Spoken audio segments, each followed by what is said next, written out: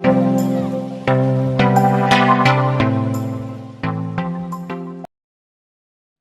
हिंद दोस्तों, economics class में आपका स्वागत है। दोस्तों, आज हम बात करने वाले हैं पूर्ति के नियम के अपवाद पर। तो आइए समझते हैं। इससे पहले एक बार हम देख लें कि हमने पूर्ति के नियम का कॉन्सेप्ट क्या समझा हुआ है। तो कॉन्सेप्ट में हमने ये समझ लिया है कि पूर्ति जो होती है वह कीमत पर निर्भर होती है। अब जो वस्तु की कीमत है, वस्तु की कीमत यदि ऊपर की ओर जाएगी, मतलब कि कीमत बढ़ेगी, तो वस्तु की पूर्ति की मात्रा भी बाजार में क्या होगी, ऊपर की ओर जाएगी। इन दोनों में सीधा सा संबंध होता है, सीधा संबंध होता है। यदि कीमत नीचे की ओर आएगी तो पूर्ति भी कम होगी, क्योंकि ये किससे जुड़ा हुआ है, उत्पादक के लाभ से। उत्पादक को लाभ अधिक कब होता है, जब कीमत अधिक होती है, और कीमत अधिक होगी तो फिर पूर्ति वह अधिक करेगा, जिससे कि उसे लाभ अधिक प्राप्त होंगे। अब इसी कॉन्सेप्ट को हमें ध्यान रखना है और क्या समझना है, पूर्ति के नियम के अपवाद समझने हैं। पूर्ति के नियम के अपवाद क्या होते हैं, जहां पर पूर्ति का नियम लागू नहीं होगा। तो आइए, ये 5 अपवाद हैं जिन पर आज हम चर्चा करेंगे, तो ज़्यादा समय नहीं लेंगे। पहला अपवाद है, भविष्य में कीमतों में और अधिक वृद्धि या कमी होने की आशा पर यह नियम लागू नहीं होता है। कौन सा नियम? अब नियम क्या कहता है, कीमत जैसे जैसे बढ़ती जाएगी पूर्ति भी वैसे वैसे बढ़ती जाएगी। अब देखिए, भविष्य में क्या करना है, कीमत में यदि हम वृद्धि करें, मान लीजिए जो उत्पादक है वह ये सोचता है कि भविष्य में कीमतों में वृद्धि हो जाएगी।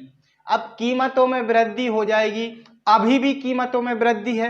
मान लीजिए अभी जैसे वर्तमान कीमत 5 रुपये थी और अभी बढ़कर 10 रुपये हो गई है। और यदि उत्पादक को ये लग रहा है कि 1 महीने बाद अभी जो 10 रुपये मिल रहे हैं ये कितने मिलेंगे, फिर 15 मिलेंगे, मतलब कि कीमतों में और अधिक वृद्धि होगी।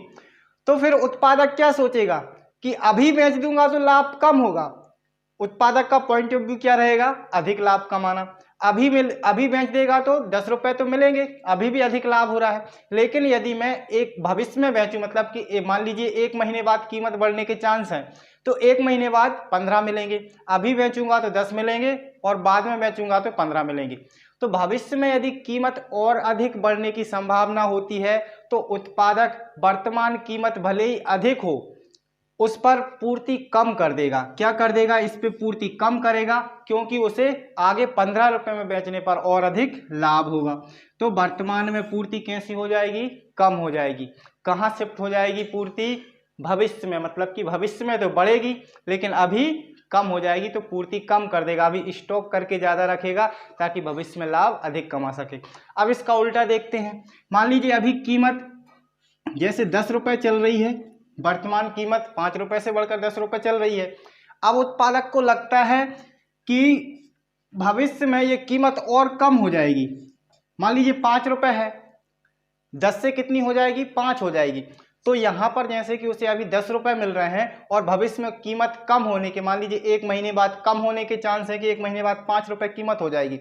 तब फिर उत्पादक क्या सोचेगा कि भाई अभी बेचने में लाभ है या फिर 1 महीने बाद बेचने में लाभ है। लाभ कब हो रहा है, अभी बेचने में।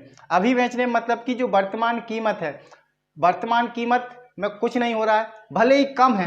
जैसे कि ये 15 रुपये अधिक था लेकिन 10 रुपये कम है, लेकिन उसे लाभ अभी मिलेगा, क्योंकि यदि भविष्य में और अधिक कम हो जाएगी, 10 से 5 हो जाएगी, तो अभी बेचने में उसे फायदा, क्योंकि अभी 10 रुपये मिल जाएंगे लेकिन बाद में बेचेगा तो 5 रुपये ही मिलेंगे। तो अभी क्या करेगा, वह पूर्ति को बढ़ाएगा। अब यहाँ पर देखिए, कीमत भले ही कम है लेकिन पूर्ति बढ़ाएगा, क्योंकि भविष्य में कीमत कम होने के चांस है, और जब अधिक होने के चांस है तो पूर्ति कम करेगा, स्टॉक अधिक करेगा। और कम होने के चांस होंगे तो पूर्ति अधिक करेगा, स्टॉक कम करेगा। पहला समझ में आ गया। दूसरा देखिए, कुछ दशाओं में यह नियम कृषि उत्पादन संबंधी वस्तुओं पर लागू नहीं होता।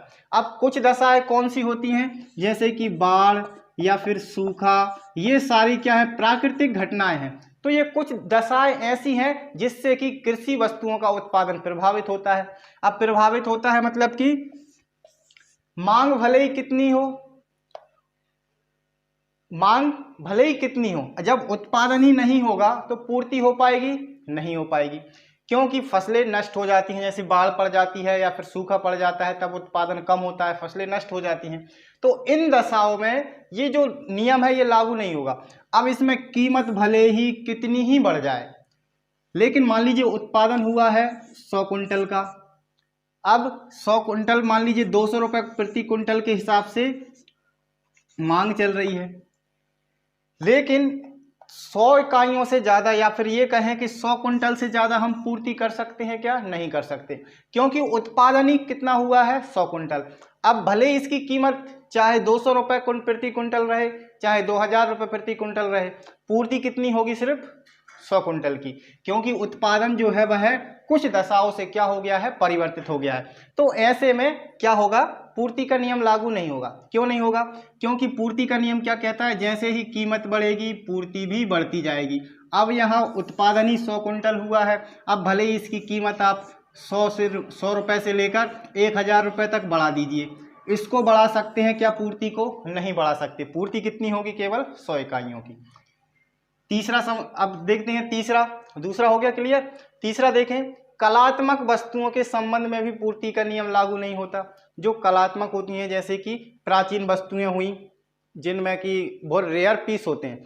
अब कलात्मक वस्तुएं जैसे कोई एक व्यक्ति ही बना पाता है, या फिर जैसे 100 में से 5 व्यक्ति बना रहे हैं, तो वो सभी लोगों की जो आवश्यकता है उसकी पूर्ति नहीं कर सकते, तो उन पर भी ये नियम लागू नहीं होता। उनकी भले ही कीमतें कितनी ही बढ़ती जाएं, लेकिन पूर्ति कैसी होगी? उनकी सीमित होगी। अब मान के चलिए आपके गांव में कोई एक कारीगर है जो बर्तन बना लेता है, मिट्टी के बर्तन अच्छे बनाता है। अब वह मिट्टी के बर्तन बनाता है तो वो अकेला ही है, उसकी एक कला है, या फिर मूर्ति बनाने वाला है तो उसकी भी एक कला है।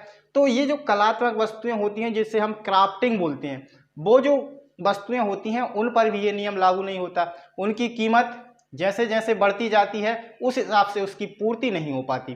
क्यों नहीं हो पाती? क्योंकि ये कुछ लोग ही इनका निर्माण करते हैं। अब जैसे मान लीजिए मांग है 1000 इकाइयों की और वह उत्पादन कर रहे हैं 100 इकाइयों का, तो जो कॉन्सेप्ट हमने यहाँ समझ लिया कि इसकी पूर्ति भले ही कीमत भले ही इसकी ज़्यादा हो जाए, लेकिन पूर्ति कितनी हो पाएगी? जितना वह उत्पादन करेंगे, क्योंकि ये किसके ऊपर निर्भर है? उनकी कला के ऊपर। जितना वह उत्पादन करते जाएंगे उसके बाद उसकी पूर्ति हो पाएगी। कीमत के आधार पर नहीं हो पाएगी कि कीमत यदि अधिक होगी तो पूर्ति वह बढ़ा देंगे। किस पर होगी? उनके उत्पादन की क्षमता पर। इसके बाद देखिए, नीलाम की जाने वाली वस्तुओं के संबंध में भी पूर्ति का नियम लागू नहीं होता। अब नीलाम जो वस्तु होती है, जैसे कि जो व्यक्ति बैंक करप्ट हो जाता है, बैंक का लोन वगैरह नहीं चुका पाता, तो बैंक उसकी संपत्ति का क्या करती है? नीलाम कर देती है। अब जब नीलाम करती है, जैसे मान के चलिए एक बंगलो है, बंगले की कीमत पहले ही बहुत ज़्यादा बढ़ाकर बैंक क्या करती है? जैसे बैंक ने 1 लाख से स्टार्ट किया, तो धीरे धीरे उसकी यदि बंगला अच्छा है, घर अच्छा है, तो कीमत उसकी बहुत ज़्यादा बढ़ती जाती है। अब बहुत ज़्यादा बढ़ती जाती है तो ये किसको मिलती है? जो सबसे अधिक बोली लगाता है, तो बाकी लोगों को नहीं मिल पाता। अब भले ही वह उससे यदि एक बार नीलाम हो गया तो फिर दूसरे व्यक्ति को नहीं मिल पाएगा। अब दूसरे व्यक्ति को कब मिलेगा? जब वह जिसने खरीद लिया है वो व्यक्ति उसकी पूर्ति करेगा। तो पूर्ति इससे संबंधित है, कीमत से संबंधित तो है, लेकिन जो मात्रा है वह क्या है? एक ही है। इस पर नियम लागू होगा क्या? कि जैसे जैसे आप कीमत बढ़ाते जाइए आपको आधा हिस्सा देते जाएंगे, नहीं मिल पाएगा, किसी एक व्यक्ति को ही मिल पाएगा। पूर्ति सभी के लिए नहीं की जा सकती, किसी एक व्यक्ति के लिए की जा सकती है, तो उस पर भी ये नियम लागू नहीं होता है। क्यों नहीं होता है? क्योंकि ये विभाजनीय नहीं है, उसको हम विभाजित नहीं कर सकते। जो व्यक्ति सबसे ज़्यादा बोली लगाएगा उसको ये मिल जाएगा। इसके बाद नाशवान वस्तुओं की दशा में भी पूर्ति का नियम लागू नहीं होता है। जैसे कि सब्जी है, फल हैं, ये जल्दी से नष्ट हो जाते हैं, इनका जीवन काल कम रहता है, इन्हें हम स्टॉक करके अधिक समय तक नहीं रख सकते, इसलिए इनको भी स्टॉक नहीं कर सकते। अब भले ही जैसे वो खराब होने की कगार पर आ जाते हैं तो उसको बेचना बहुत ज़रूरी रहता है। तो जो भी इनका उत्पादक रहता है और जो विक्रेता रहता है वह हमेशा ये सोचता है कि जल्दी से जल्दी इनकी बिक्री हो जाए ताकि ये समाप्त ना हो पाए, खत्म ना हो पाए। यदि नष्ट हो जाएंगी तो फिर उसे हानि हो जाएगी। तो उस दिशा में भी ये क्या होता है? पूर्ति का नियम लागू नहीं होता। पूर्ति का नियम का कॉन्सेप्ट क्या है? जैसे जैसे कीमत बढ़ेगी पूर्ति बढ़ती जाएगी। लेकिन यदि नाशवान वस्तुएं हैं तो जैसे एक दिन हो गया बिक्री नहीं हुई तो दूसरे दिन विक्रेता क्या सोचता है कि आज तो इनको जैसे 10 रुपये पे कल मैं दे रहा था, 10 रुपये में नहीं बिका, तो आज यदि कोई 5 रुपये में भी लेगा तो भी इसको दे दूंगा। तो ये नियम यहाँ पर लागू नहीं होता है। कहाँ पर? नाशवान वस्तुओं पर। तो ये 5 मुख्य पॉइंट हैं पूर्ति के नियम के अपवाद। अपवाद मतलब जहाँ पर नियम लागू नहीं होता है, बस सीधा सा कॉन्सेप्ट ये समझ लेना है। तो आज के लिए इतना काफ़ी है, मिलते हैं अगले वीडियो में, तब तक के लिए जय हिंद।